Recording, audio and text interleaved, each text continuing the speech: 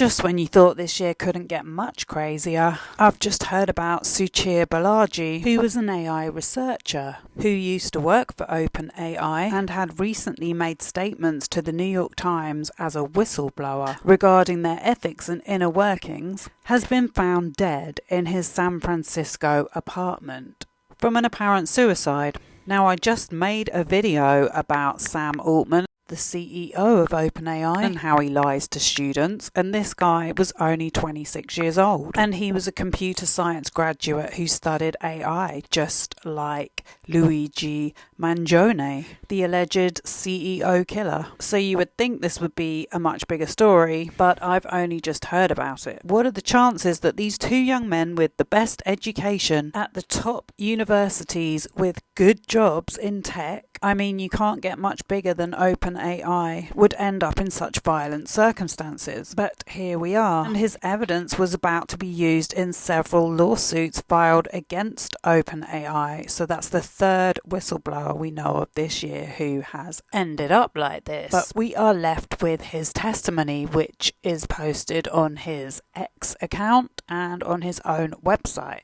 On October 23rd, 2024, he wrote, "I recently participated in an NYT story about fair use and generative AI, and why I'm skeptical fair use would be a plausible defense for a lot of generative AI products. And anyone on YouTube should know about fair use and how it relates to copyright issues and intellectual property rights. Essentially, fair use refers to the use of someone else's copyrighted content or art for the purposes of reporting or commentary, as long as it doesn't make a profit, and that is where the issue lies. Because Sam Altman started OpenAI under the pretense that it was a non-for-profit organisation, which Elon Musk is suing him for. He was in fact financially invested in the company, which he did not disclose to his directors, and that's what led to him getting fired, amongst other reasons. There's also a huge issue with the lack of safety or safeguarding, and my last video was about how they are actually using slaves to do the machine learning rather than machines.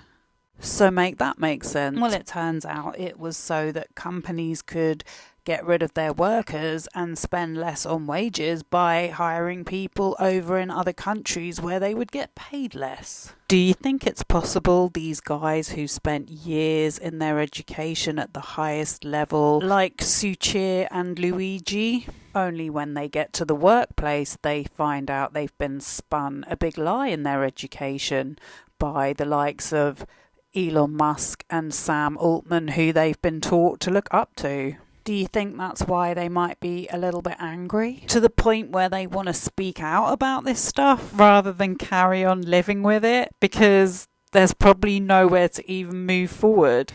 Like, the only way to move forward in this world is to be a liar. And maybe they had something called integrity. Reading through Suchir's post, he says that for the last 1.5 years out of 4 that he worked at OpenAI, he worked on ChatGPT. I initially didn't know much about copyright, fair use, etc., but became curious after seeing all the lawsuits filed against them. When I tried to understand the issue better, I eventually came to the conclusion that the fair use seems like a pretty implausible defense. So imagine you're working at a company that claims to sell vegan products, and it turns out you find out they use animal products. What do? He goes on to say they can create substitutes that compete with the data they're trained on. This is just the same as companies like Amazon and Temu, who take other people's products, reproduce them, and then sell them as their own. To put it in simple terms, theft. But it's very difficult to prove. If you're a little company, you don't have the money to fight it in the courts. And this has been happening in the music industry and the fashion industry and the manufacturing industry, and now it's happening to everyone via ChatGPT. He also says, obviously I'm not a lawyer, but I still feel like it's important for even non-lawyers to understand the law, both the letter of it and also why it's actually there in the first place. He says at the end of the post, feel free to get in touch if you'd like to chat more about fair use, ML or copyright. I think it's a very interesting intersection. My email's on my personal website. Well, if only I'd seen that earlier, but I'm not going to lie, I do not have Twitter anymore. So I rely on other people posting about stuff. But it certainly shows a very high level of transparency in him wanting to share his findings. So this is a little diagram from his website, and it's all very well explained and appreciated, and I'm so sorry this has happened. To put it bluntly, Suchia claimed the company broke copyright law, and I've claimed Sam Altman lied to Congress, and I stand 100% behind my statement. It is not alleged. This man who worked there for 4 years, I think he knows what he's talking about. I'm quoting from an article in the Mercury News, and it says the Mercury News and 7 sister news outlets, including the New York Times, are among several newspapers to sue OpenAI in the past year. And so what they're alleging is that OpenAI has stolen their content to reproduce it under their own apps to generate their own income. In an interview with the New York Times published October 23rd, the same day as the X posts, Balaji argued OpenAI was harming businesses and entrepreneurs whose data was used to train ChatGPT. And it's funny because I've made these exact same points in my videos about merch and the Fiverr app when I just started my channel. And I came to those conclusions from doing my own research. And come to find out in 2022, after the theft of the copyrighted material to train its programs, OpenAI's value elevated to past $150 billion. An amount of money which only a very small amount of probably rich old white men will benefit from. Another quote from Suchia.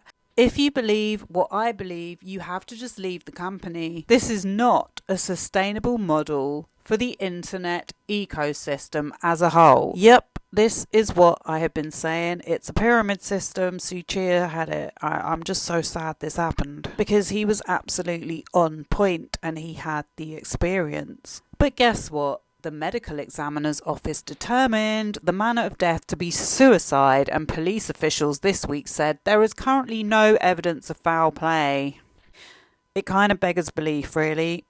And you know what annoys me about this is last week there was leaked screenshots of the New York Times trying to suppress the publication of Luigi Mangione's image. Can they not see the parallels between this guy and Luigi? Only they used this guy for their evidence. It just looks very hypocritical. He is one of 12 other witnesses, so let's hope they are better protected. Okay, so it says he grew up in California before attending UC Berkeley to study computer science. It was then he became a believer in the potential benefits that artificial intelligence could offer society, including its ability to cure diseases and stop aging. And his mother has asked for privacy and hasn't added anything, which is pretty understandable. In a November 18th letter filed in federal court, attorneys for the New York Times named Balaji as someone who had unique and relevant documents that would support their case against OpenAI. And 8 days later, he's killed himself. And the New York Times hasn't made a big deal out of this. They need to pull their finger out of their proverbial behind. This looks very suspicious.